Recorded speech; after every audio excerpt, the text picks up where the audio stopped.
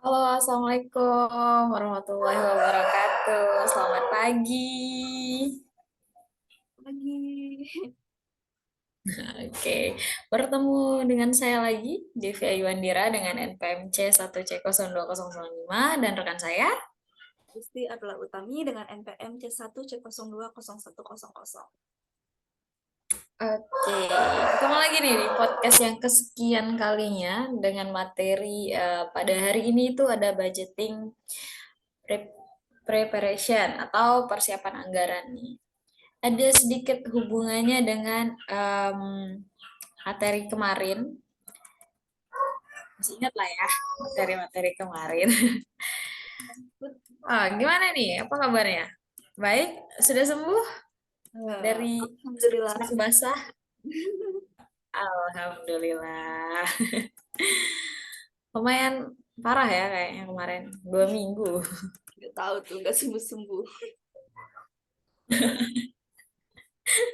Alhamdulillah.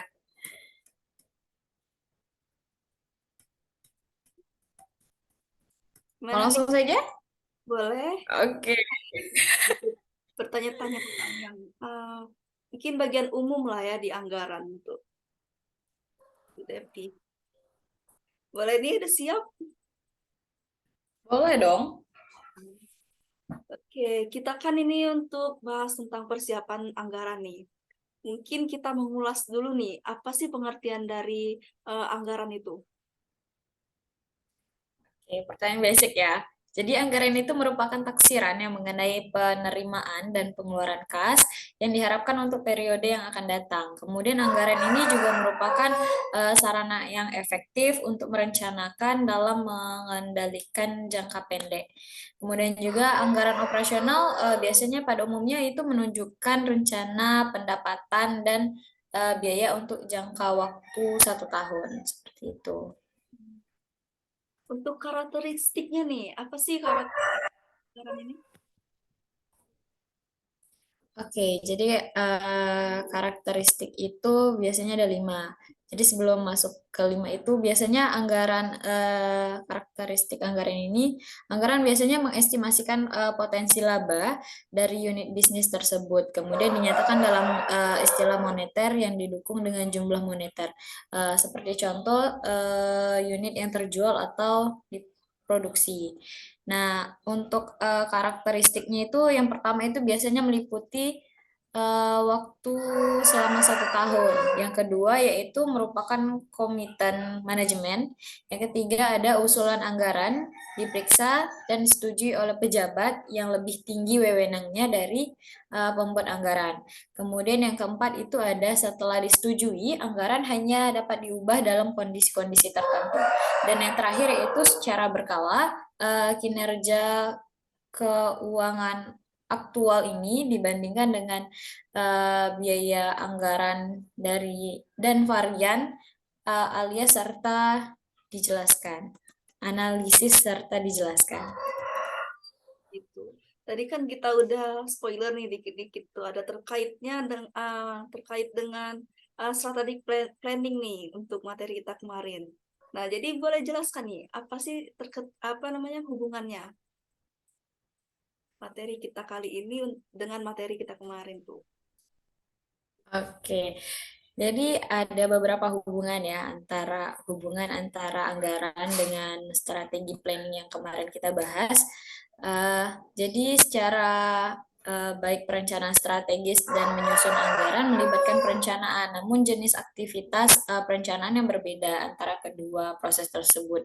Yang dimana yang pertama itu proses penyusunan anggaran fokus pada 1 tahun, sementara perencanaan strategis fokus pada aktivitas-aktivitas yang mencakup periode beberapa tahun.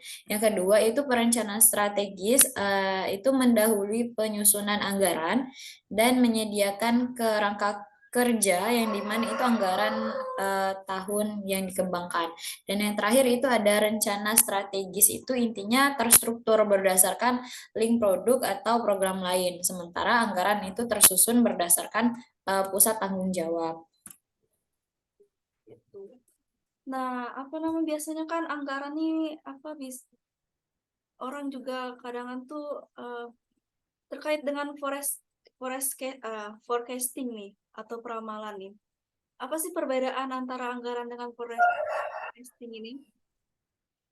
Oke, jadi perbedaan antara anggaran dengan forecasting ini atau peramalan itu biasanya itu anggaran itu suatu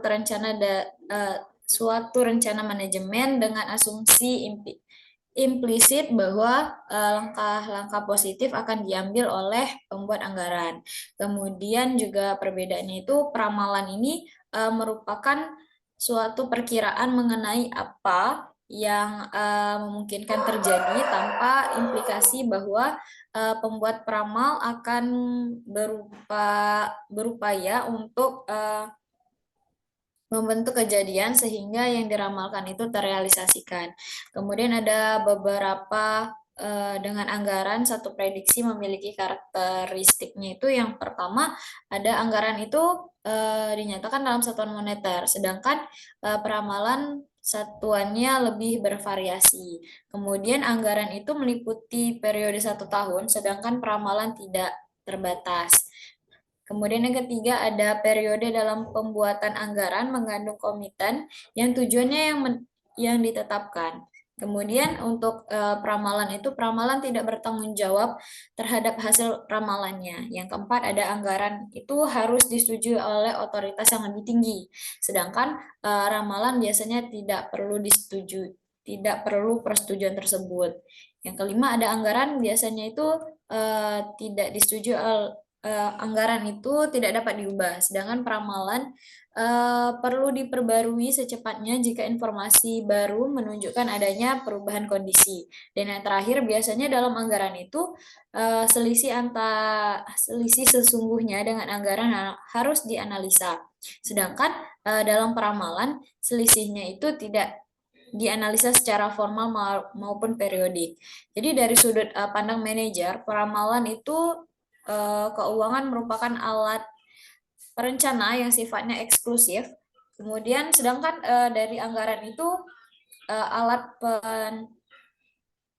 perencanaannya itu dalam alat pengendalian. Semua anggaran itu mencakup elemen peramalan seperti itu. Ya. Mungkin untuk manfaat nih, manfaat dari anggaran itu apa saja sih? Oke, untuk manfaat biasanya itu ada empat yang sangat diutamakan. Yang pertama yaitu menyelaraskan dengan rencana strategis, yang dimana yaitu penyusunan anggaran ini diselesaikan sebelum permulaan tahun anggaran, kemudian dimulai dengan memberikan peluang untuk menggunakan informasi terakhir yang tersedia dan didasarkan oleh penilaian manajer di semua tingkat dalam organisasi. Kemudian juga dengan demikian penyusunan anggaran menyediakan satu peluang untuk membuat keputusan yang lebih meningkatkan kinerja sebelum suatu komitmen dibuat untuk suatu acara operasi yang spesifik dalam 1 tahun. Yang kedua yaitu ada koordinasi, yang dimana di setiap manajer pusat ini bertanggung jawab dalam suatu organisasi berpartisipasi menyusun anggaran.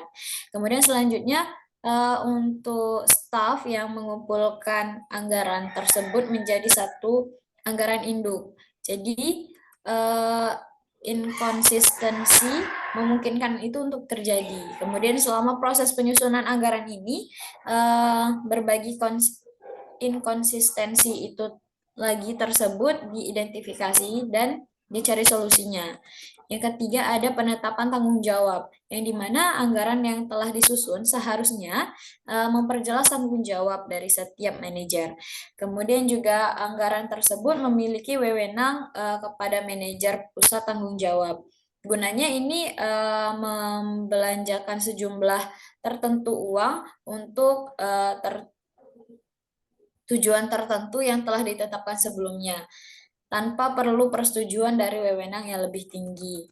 Dan yang terakhir itu ada dasar untuk evaluasi kerja, yang dimana anggaran ini mencerminkan komitmen untuk anggaran dengan atasannya. Oleh karena itu, anggaran menjadi tolak ukur yang dibandingkan dengan kinerja sesungguhnya. Komitmen ini dapat berupa bila asumsi yang mendasari jika ada perubahan, namun anggaran merupakan titik awal yang paling baik dalam menilai kinerja. Seperti itu. Mungkin cukup sih untuk materi awal kita ini. Oke. Saya ada beberapa pertanyaan nih, kayaknya agak belibet kayak gitu di otak saya ya. Sudah siap menerima pertanyaan saya? Siap, siap. Oke. Jadi saya mau nanya nih, ada nggak sih di dalam apa aja sih yang terjadi? Oh, mohon maaf apa ya tadi ya? Tentang anggaran operasional nih. Apa aja sih yang terdapat di dalam anggaran operasional? Terus boleh nggak sih dijelasin sedikit kayak gitu? Oke, boleh. Jadi yang terdapat dalam anggaran operasional ini biasanya dibagi jadi 5 elemen. Yang pertama itu ada anggaran pendapatan. Nah, anggaran pendapatan ini berisi proyeksi unit penjualan dikalikan dengan harga jual yang diharapkan. Anggaran dari pendapatan ini biasanya didasarkan pada peramalan kondisi di mana manajer penjualan tidak dituntut untuk bertanggung jawab. Nah, akan tetapi periklanan yang efektif, pelayanan yang baik, dan kualitas yang baik, dan salesman yang terlatih mempengaruhi volume dari penjualan. Dan untuk hal tersebut, manajer penjualan atau marketing memang mengendalikan faktor-faktor tersebut. Nah, yang kedua ada anggaran biaya produksi dan harga pokok penjualan atau HPP nih.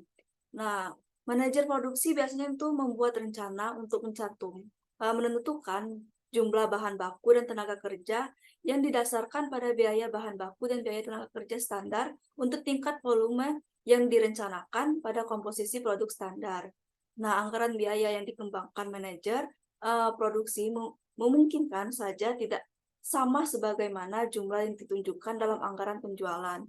Nah, perbedaan tersebut ini menunjukkan tambahan atau pengurangan dari persediaan barang yang terjadi dalam proses. Nah, demikian pula dengan halnya untuk penganggaran harga pokok penjualan, baik grosir maupun eceran, yang tidak perlu menjadi harga pokok atas barang yang akan dibeli dalam tahun anggaran bersangkutan. Nah, yang ketiga ada anggaran biaya pemasaran. Nah, biaya pemasaran ini merupakan biaya yang dikeluarkan untuk memperoleh penjualan. Nah, seperti periklanan yang harus dipersiapkan berbulan-bulan sebelum anggaran yang disusun. Begitu pula dengan kontrak dengan media massa. Nah, biaya logistik biasanya dilaporkan secara terpisah dengan biaya-biaya untuk mendapatkan pesanan. Biaya-biaya tersebut biasanya mencakup biaya pergudangan dan biaya pemesanan, biaya transportasi dan ke konsumen, dan biaya penagihan. Oleh karena itu, banyak yang tergolong sebagai biaya kebijakan. Nah, banyak perusahaan yang memasukkan biaya logistik dalam anggaran pemasaran sebab cenderung menjadi tanggung jawab organisasi pemasaran. Nah, untuk yang keempat ada anggaran biaya administrasi dan umum. Nah, biaya-biaya tersebut biasanya menjadi biaya staf unit. Nah, biaya kantor pusat maupun unit bisnis. Secara keseluruhan, biaya-biaya ini merupakan biaya kebijakan, walaupun beberapa komponen seperti biaya pembukuan dan departemen akuntansi merupakan biaya teknik atau engineer. Nah, untuk yang kelima, yang terakhir nih, ada anggaran biaya penelitian dan pengembangan. Nah, anggaran penelitian dan pengembangan atau litbang ini disusun dengan menggunakan salah satu atau gabungan dari kedua pendekatan, yaitu pendekatan yang pertama ada berfokus pada jumlah total yang merupakan tingkat pengeluaran saat ini yang disesuaikan dengan inflasi. Nah, untuk yang pendekatan alternatif dengan mengagresifkan rencana pengeluaran dari setiap proyek yang disetujui, ditambah dengan cadangan pekerjaan yang mungkin akan dilaksanakan walaupun saat ini belum teridentifikasi. Itu. Oke, banyak juga ya ternyata. Terus ada nggak sih anggaran lain di dalam budgeting preparation ini? Tentunya ada ya untuk budget lain nih. Ini biasa kita golongkan menjadi 4 golongan. Yang pertama, capital budget atau anggaran modal. Dalam anggaran modal dinyatakan proyek modal yang telah disetujui ditambah jumlah pengeluaran proyek-proyek kecil yang tidak memerlukan persetujuan tingkat atas. Nah, biasanya anggaran modal ini dibuat terpisah dari anggaran operasi yang dilakukan uh, dengan orang yang berbeda. Anggaran modal merupakan bagian dari proses perencanaan strategi. Nah, yang kedua ada budget balance sheet atau anggaran neraca. Anggaran neraca ini menunjukkan implikasi keputusan-keputusan yang tercakup dalam anggaran operasi dan anggaran modal terhadap neraca. Nah, secara keseluruhan, anggaran neraca ini bukan alat untuk pengendalian manajemen, namun merupakan bagian dari manfaat untuk pengendalian, misalnya manajer operasi dengan pengendalian persediaan piutang dengan ataupun utang dagang. Nah, yang ketiga yaitu ada budget cash flow statement atau anggaran laporan arus kas. Nah, laporan arus kas menunjukkan beberapa banyak uang yang dibutuhkan selama setahun yang akan disediakan oleh laba yang ditahan dan berapa banyak. Jika tidak ada, harus didapatkan dengan meminjam atau dari sumber-sumber luar lainnya. Hal ini penting untuk perencanaan keuangan.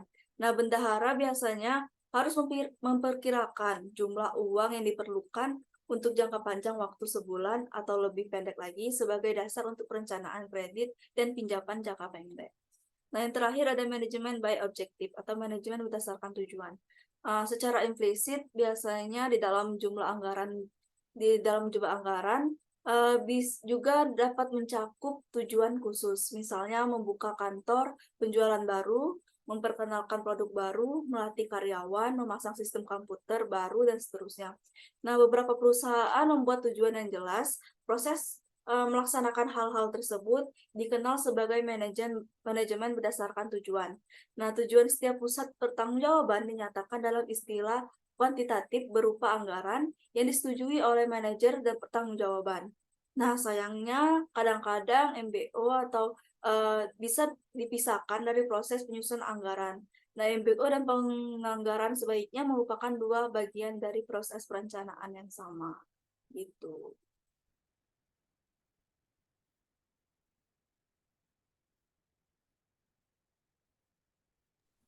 Oke, ternyata cukup rumit juga ya untuk anggaran lainnya itu. Terus apa aja sih proses anggaran itu? Nah, untuk proses anggaran nih, kita bisa kelompokkan menjadi 7. Untuk yang pertama itu tentang organisasi. Nah, biasanya departemen anggaran nih, bagian departemen anggaran. Nah, departemen anggaran ini biasanya mengadministrasi arus informasi dari suatu sistem pengendalian anggaran dan biasanya, tetapi tidak selalu melaporkan kepada controller. Departemen anggaran melakukan beberapa fungsi yang sebagai berikut. Yang pertama itu mempublikasikan prosedur dan formulir-formulir persiapan anggaran. Yang kedua ada mengkoordinasi dan mempublish asumsi-asumsi yang menjadi dasar bagi anggaran atau misalnya asumsi mengenai perekonomian.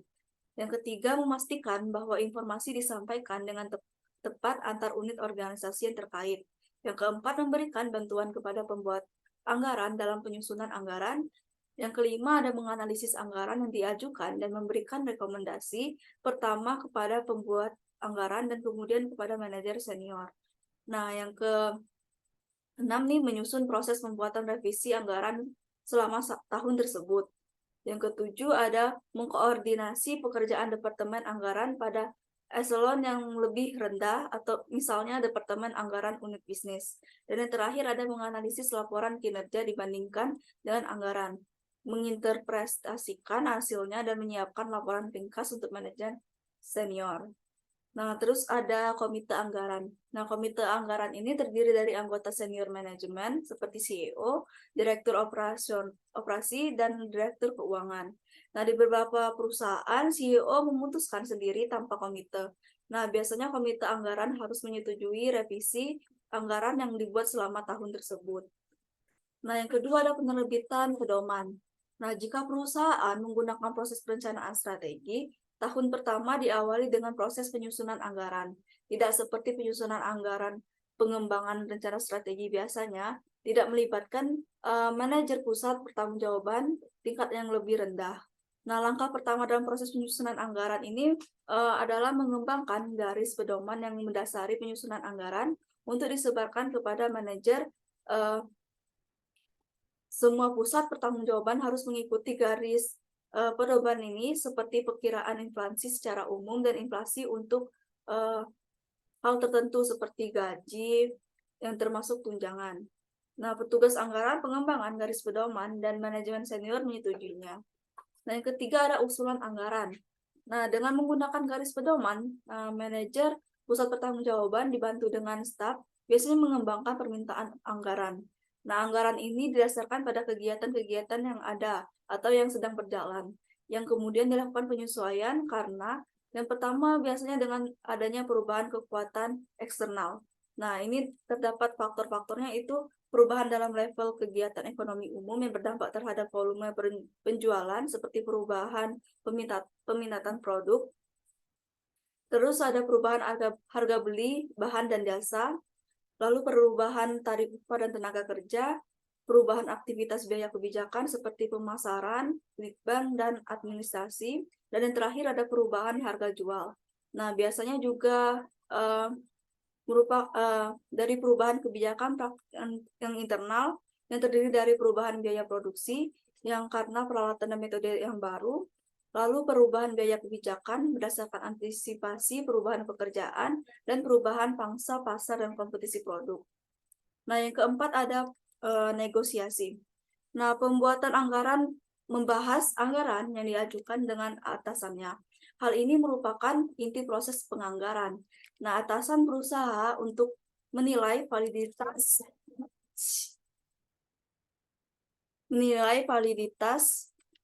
dari anggaran tersebut. Nah, pada dasarnya pertimbangan pengelolaan adalah kinerja yang di dalam tahun anggaran seharusnya merupakan peningkatan kinerja pada tahun sebelumnya. Nah, atasan biasanya menyadari bahwa ini akan menjadi pembuat anggaran pada tingkat berikutnya dalam proses pembuatan anggaran, sehingga pembuatan anggaran harus menyiapkan diri untuk mempertahankan anggaran yang akhirnya disetujui. Nah, banyak pembuatan anggaran membuat anggaran pendapatan cenderung lebih rendah dan biaya yang lebih tinggi, dengan tujuan lebih mudah dicapai perbedaan antara jumlah anggaran dengan perkiraan yang terbaik yang disebut dengan slack. Nah, yang kelima ada review dan persetujuan. Nah, untuk pemeriksaan akan mempertanyakan apakah anggaran akan menghasilkan laba yang memuaskan. Jika tidak, akan dikirim kembali untuk dikerjakan ulang. Nah, persetujuan akhir yang direkomendasi oleh komite anggaran kepada CEO. Nah, CEO ini biasanya meminta persetujuan Dewan Direksi untuk disahkan. Hal ini terjadi pada bulan terakhir sebelum awal tahun anggaran dimulai. Nah, yang keenam ada revisi. Salah satu prinsip pemikiran dalam penyusunan anggaran adalah prosedur memperbaiki anggaran setelah disetujui. Nah, ada dua tipe perbaikan anggaran. Yang pertama, prosedur yang dilakukan secara sistematis, biasanya tidak triwulan dalam memperbarui anggaran, dan prosedur yang mengizinkan pembuatan perbaikan untuk keadaan tertentu.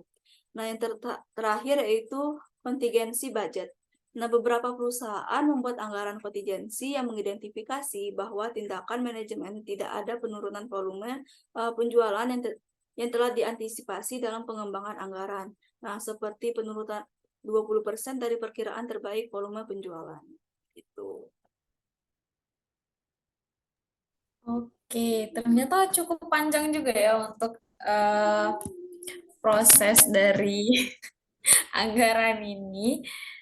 Lumayan ribet juga ternyata setelah dijelasin oleh Saudari Adristi. Saya rasa ini cukup menguras otak saya ya untuk mempelajari lagi tentang anggaran. Nanti selanjutnya akan saya belajar sendiri. Karena kalau dijelasin sekilas sepertinya kurang paham gitu ya. Jadi butuh jeda waktu untuk mengheningkan cipta untuk melihat lagi apa proses-proses yang ada di dalam anggaran. Oke, saya tidak ada pertanyaan lagi nih, karena ini saja sudah baru 3 pertanyaan sudah membuat kepala saya pusing. Eh, belum banyak mengerti ya tentang anggaran ini ternyata saya. Eh, apa dari saudari Advisi ada yang ingin ditanyakan lagi atau sudah cukup? Cukup. Oke, cukup. Saya rasa juga cukup untuk pertemuan podcast kali ini, hari ini. Terima kasih atas waktunya. Terima kasih juga telah menambah wawasan saya mengenai anggaran ini. Dan kita akan ketemu lagi di minggu depan dengan materi yang tentunya materi yang seru. Terima kasih. Assalamualaikum warahmatullahi wabarakatuh. Assalamualaikum warahmatullahi wabarakatuh.